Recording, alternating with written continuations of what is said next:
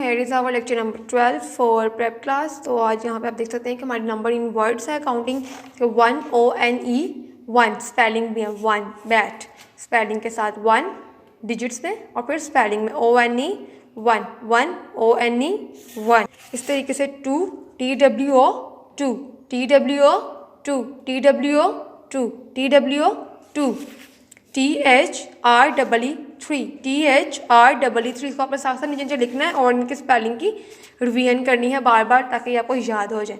THREE 3 THREE 3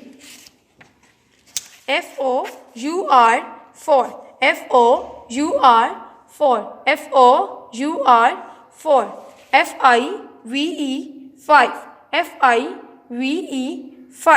FIVE 5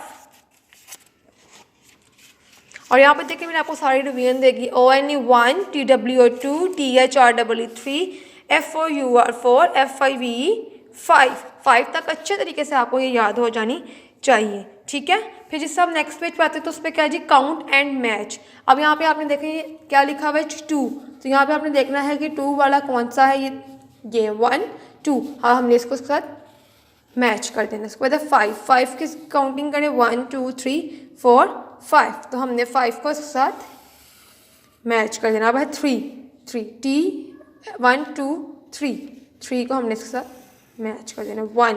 1 cap 4 1 2 3 4। ठीक है।